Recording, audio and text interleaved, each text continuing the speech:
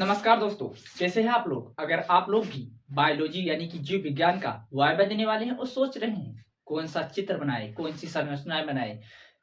देखिए, एग्जामिनर आता है और आपसे जो आप चित्र बनाए रहेंगे, चाहे विज्ञान जीव विज्ञान से आप कोई भी चित्र बनाए रहेंगे, उसके बारे में आपको एक्सप्लेन करना होगा, डिटेल्स देने होंगे। एग्जामिनर आपसे घुमा फिरा कर तरह तरह के प्रश्न पूछेगा उसी चित्र के बारे में। तो मैं लेके आया हूँ सबसे आसान चित्र, जिसको कहते हैं डीएनए। जी दोस्तों, आपने डीएनए के बारे में पढ़ा होगा और जानकारी भी होगा। तो यही डीएनए है जिसके बारे में हम लोग आज बात करेंगे। मैं आपको ऐसे-ऐसे प्रश्न बताने वाला हूँ, बिल्कुल आसान है प्रश्न, आपका उत्तर जल्दी याद होगा और आप एग्जामिनर को इस डीएनए के बारे में एक्सप्लेन कर देंगे। 0 से लेकर हीरो तक, यानी कि 1% से लेकर जितने भी 10% है आपकी 7-8% जो आपसे पूछेगा, क्योंकि एग्जामिनर के पास टाइम ही नहीं होता कि हर एक बच्चे से 10-10% पूछे। आपसे 2 ही 3% पूछेगा और आपको उत्तर देने होंगे। घुमा फिरा कर एक ही प्रश्न रहता है इसी के बारे में। यानी कि अगर आप डीएनए चुने तो आपसे पूछ सकता है डीएनए क्या है, डीएनए की खोज किसने की, डीएनए कहाँ पाया जाता है। तो आपको एक शब्द में उत्तर देना है, यानी कि यहाँ पाया जाता है, इसकी खोज इस वैज्ञानिक ने की। तो आज हम लोग उसी के बारे में डिटेल्स में जानकारी लेंगे। तो वीडियो में बने रहिए, आपको आपका भाई पूरा नंबर दिलाने की कोशिश करेगा। तो आप लोग वीडियो पूरा देखिएगा। तो चलिए दोस्तों, वीडियो को शुरू करते हैं। दोस्तों, डीएनए हमारा जो संरचना है, आपको मैं एक फोटो अभी आपको स्क्रीन पर दिखा दूंगा। आपको ऐसा चाहे चित्र बना सकते हैं, चाहे जैसा बना है ऐसा बना सकते हैं आप चित्र। तो डीएनए एक द्विकुंडलिक मॉडल है डीएनए की। तो सबसे पहले आप जब इस चित्र के बारे में हम लोग डिटेल्स में जानेंगे, तो पहले जान लेते हैं डीएनए क्या है। यानी कि हम लोगों ने चित्र बनाया है, तो डीएनए सबसे पहला, डीएनए क्या है, डीएनए किसे कहते हैं। तो दोस्तों यही प्रश्न है, डीएनए क्या है। तो दोस्तों, डीएनए एक आनुवांशिक पदार्थ है। आपसे एग्जामिनर पूछेगा तो आप लोग बताएंगे डीएनए एक आनुवांशिक पदार्थ है। तो मैं बता दे रहा हूँ, आप लोग किसी स्क्रीनशॉट ले लेना है या याद कर लेना है। तो मैं लिख दे रहा हूँ यहाँ पर, डीएनए एक आनुवांशिक पदार्थ है। आनुवांशिक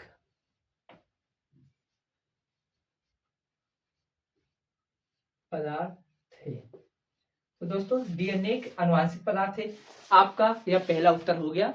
तो अगर एग्जामिनर पूछेगा डीएनए किसे कहते हैं, तो आप लोग कहेंगे यानी डीएनए क्या है। तो डीएनए एक आनुवांशिक पदार्थ है।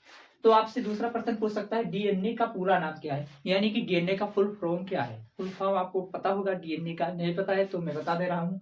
डीएनए का पूरा नाम, यानी डीएनए 3 अक्षरों से मिलकर बना है।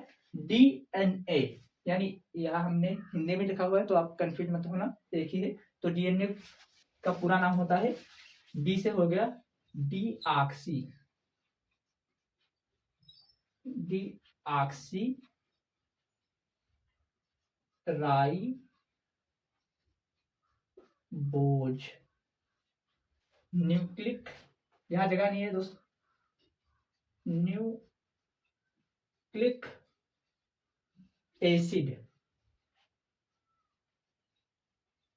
एसिड यानी डी से हो गया डीऑक्सी राइबोज, और एन से हो गया न्यूक्लिक, और ए से हो गया acid. Deoxy ribose nucleic acid, यानी एसिड को आप लोग अम्ल कह सकते हैं, डीऑक्सी राइबोज न्यूक्लिक अम्ल ये भी होता है। दोस्तों आप लोग कंफ्यूज मत होना। अब दूसरा प्रश्न बन सकता है तीसरा, यानी डीएनए कहाँ पाया जाता है। यानी आप लोगों ने तो डीएनए के जान लिया क्या है, उसका पूरा नाम जान लिया, कहाँ अब आएगा कहाँ पाया जाता है। तो हमारे शरीर में डीएनए कहाँ पाया जाता है। तो डीएनए पाया जाता है केंद्रक में। तो यहां लिख देंगे केंद्रक,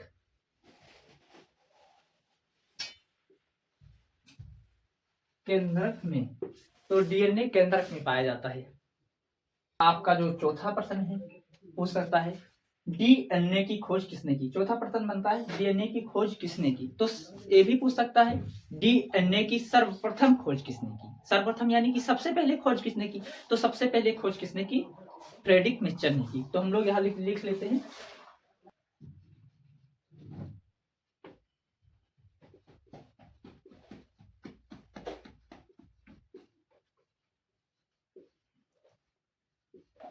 तो आप लोग बता सकते हैं सर्वप्रथम खोज किसने की, फ्रेडरिक मिचर ने। एग्जामिनर घुमा फिरा कर प्रश्न पूछ सकता है, कह सकता है कि दोबारा डीएनए की द्विकुंडलीय मॉडल की खोज किसने की। याद होता है डीएनए की खोज किसने की, या पूछ सकता था डीएनए की सर्वप्रथम खोज किसने की, तो आपको बताना है फ्रेडरिक मिक्सचर ने।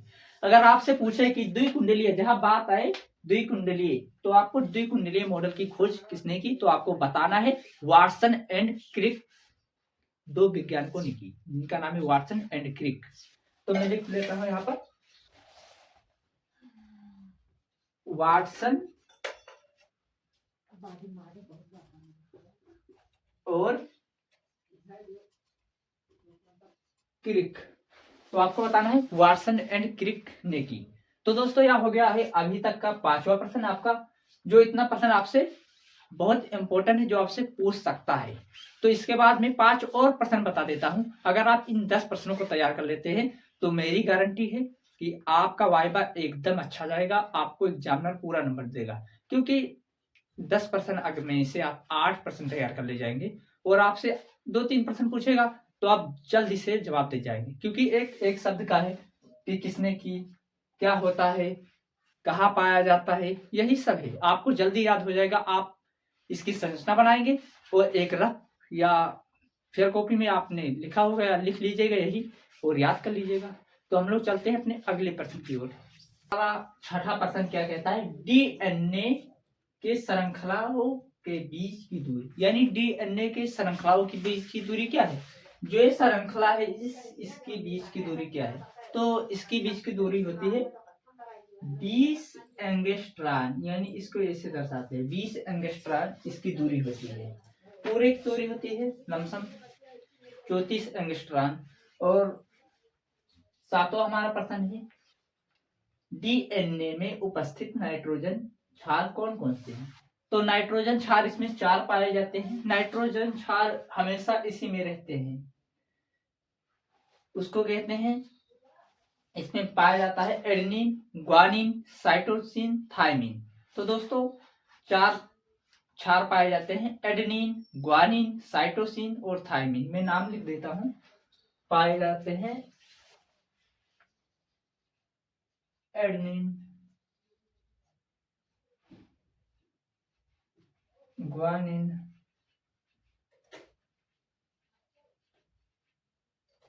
थायमिन और चौथा है साइटोसिन, साइटोसिन।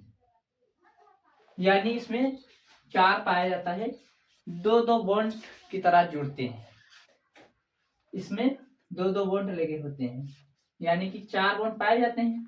जैसे कि एडेनिन यानी कि ए, ग्वानिन जी, थायमिन टी और साइटोसिन सी, इसी से जुड़े होते हैं।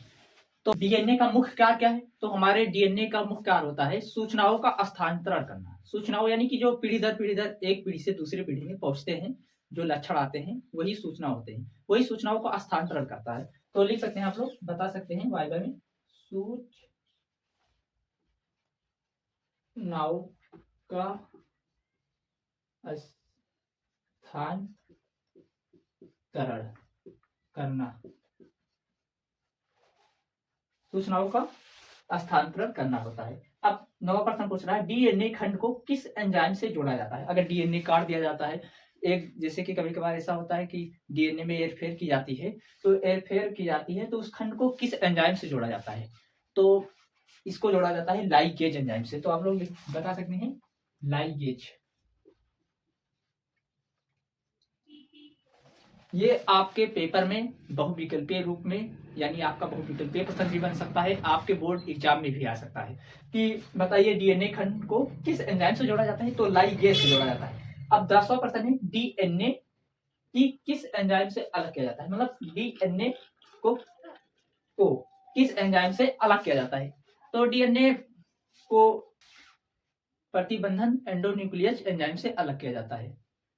यानी कि जब उसको अलग किया जाता है तो एंजाइम के माध्यम से अलग किया जाता है, और जब उसको जोड़ा जाता है तो दूसरा एंजाइम लगता है लाइगेज, और जो अलग किया जाता है डीएनए को तो प्रतिबंधन एंडोन्यूक्लियस एंजाइम। तो यहां पर लिख देते हैं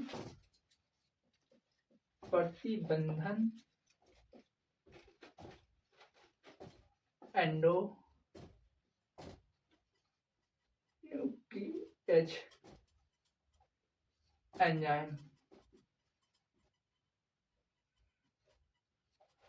तो प्रतिबंधक एंडोन्यूक्लियस एंजाइम से अलग किया जाता है। तो दोस्तों इतना 10 प्रश्न आपका हो गया। यही प्रश्न आपको घुमा फिरा कर एग्जामिनर पूछेगा और आपको इसी में से उत्तर देना है, या आपके बोर्ड एग्जाम यानी कि आप जो पेपर देंगे उस पेपर में आपको इस सारे प्रश्न पूछ सकता है, बहुविकल्पी में पूछ सकता है, 2 नंबर वाले प्रश्न में भी पूछ सकता है। तो आप लोग इसे हल्के में बिल्कुल मत लीजिए और जल्दी से अपनी वाइवा की तैयारी कीजिए। यही 10 प्रश्न आएगा। अगर आपको चित्र में दिखा रहा हूँ साइड में, इस अगर आप ये वाला चित्र बनाएंगे अपने चार्ट पेपर में और आप इसका नाम लिखेंगे, आप इसके बारे में जो मैंने बताया है एक्सप्लेन करेंगे, बताएंगे। आपसे एग्जामिनर यहाँ भी कह सकता है कि इस चार्ट बनाए हैं आप, इसको एक्सप्लेन करिए, इसके बारे में बताइए। तो आप यही सब बताएंगे, किसने खोज की, कहाँ पाया जाता है, इसके क्या कार्य है, इसमें कौन कौन से एंजाइम पाए जाते हैं, यानी कि कौन कौन से क्षार पाए जाते हैं। तो आपको यही लिखना है दोस्तों। मिलते हैं किसी नेक्स्ट वीडियो में, तब तक के लिए अगर वीडियो पसंद आए तो लाइक करिएगा, चैनल पर नए हो तो सब्सक्राइब जरूर करिएगा। चलिए मिलते हैं। अभी आपको किस टॉपिक पर वीडियो चाहिए, फिजिक्स केमिस्ट्री, तो आप बताइएगा, मैं वीडियो जरूर बनाऊंगा। आपकी वाइवा के लिए मैं तैयार हूँ। जय हिंद।